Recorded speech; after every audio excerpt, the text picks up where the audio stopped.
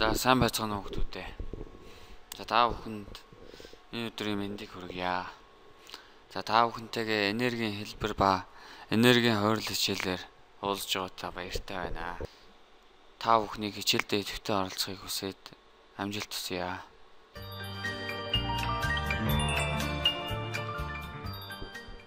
За энерги гэдэг огтхон бол 19,420 дугаар хагаст за одоо бидний ярьж байгаа энерги гэсэн огтгоноор илэрхийлж буй за шин чанарыг нээсэн.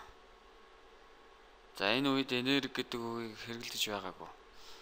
Харин энергийн оронд бол нэгэн төрлийн хүч гэж үзэж байсан. За хүч ба энерги гэсэн огтгонууд хоорондоо ялгаатай байдаг. За гэвч бид амьдрал ахуйн асуудал за энгийн ярианд бол уг үгийг за хүч гэсэн утгатай бол хольж сольж хэрэглэх нь за элбэг тохиолдгоо. За энерги нь бол амьдралын бол дараах зүйлүүдтэй бол холбоотой байдаг. За бид өдөр тутмынхаа амьдрал гэр ахуйд бол энергийг маш их хэмжээгээр хэрэглэдэг. За хоол хүнсээ хадгалах, за телевизээр үзэх, за гар утсаа цэнэглэх гээд за гэр ахуйд хэрэгэлдэг тоног төхөөрөмж бол бүгд энергийг бол ашигласан байдаг. За үйлдвэрлэлд бол энергийг маш их хэмжээгээр ашигладаг. За цахилгааны энерги үйлдвэрлэх, за хоол хүнс хийх, за ямар нэгэн бүтээгдэхүүн үйлдвэрлэхэд бол энергийг бол зайлшгүй ашигладаг. Хоол хүнсэнд бол маш олон төрлийн бол бодисууд агуулж байдаг. Бид хоол хүнсийг эзснээр бол бидний бие организм бол хоол хүнсээр дамжиж бол энерги эрч хүчийг бол олж авч байдаг. За тэгэхээр хоол хүнсд бол энерги гэдэг зүйл бас холбоотой байх нэ. За энергийн хэлбэр ба хувирал. За энерги нь нэг биеэс нөгөө биед шилжих үед за илэрх хэлбэрээ өөрчилж байдаг. За үүнийг физикт олон хэлбэрийн энерги гэж ярьдаг. За хөдөлж буй биес за өндөр төрөгцсөн биед за хүчний харилцан үйлчлэлийн дүнд хэлбэр дүрсээ өөрчилсөн харимхай биес. За дуу аваа гаргагч биес эдгээрийг хамтдаа механик энерги гэж нэрлэдэг.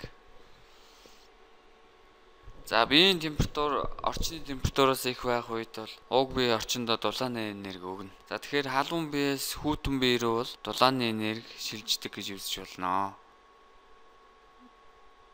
За хим биологийн төрөл бүрийн процессын үед хими энерги илэрдэг. За хүн амьтны булчин за гар шидэгийн зайтай адилхан хими энергийг агуулж байдаг.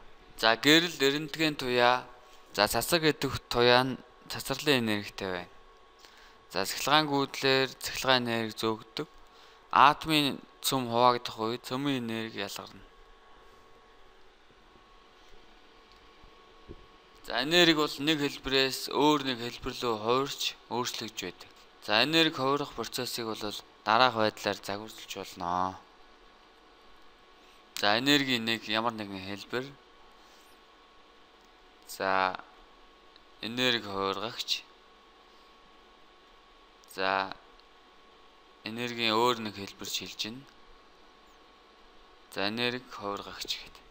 За ийм шат дараалтайгаар бол энерги хувирах процессыг бол загварчилж болно. За энергийн ямар нэгэн хэлбэр бол энерги хувиргагчаар дамжаад энергийн өөр нэгэн хэлбэрт шилждэг. За ингэснээр дахиад энергийн өөр хэлбэрт бас цаашаа хувирч болно гэсэн үг. За энерги хувиргагчид бол чийдэн, за машины мотор, цахилгаан станц, за мод зэрэг бол орж болно. Чийдэн бол цахилгааны энергийг хүлээн авч за гэрлийн энерги болгож хувиргах энерги хувиргагч юм.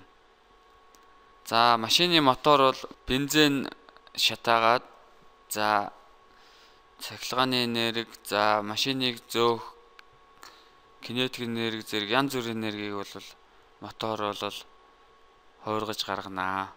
Тэгэхээр машины моторыг бол энерги хувиргагч гэж үзэж болно. За бид цахилгаан станцыг бол сайн мэднэ. За цахилгаан станцд бол нүүрс шатааж за дулааны энергиэр нь бол цахилгааны энерги гаргаж авдаг. Тэгэхээр цахилгаан станц бол маш том энерги хувиргагч. За энэ мод шатж байгаа процессыг энд үзүүлсэн байна. За мод бол шатах явцдаа бол дулааны энергийг ялгаруулдаг. За тэгэхээр та бүхэн бол энерги хөргөгчийн 3 жишээг дэвтэртээ нэрлэж хичээд. За нэрлсэн энерги хөргөгч чинь ямар төрлийн энерги хөргөх вэ гэдэг талаар нэмж бичнэ. За хүүхдүүд та бүхэнд амжилт хүсье.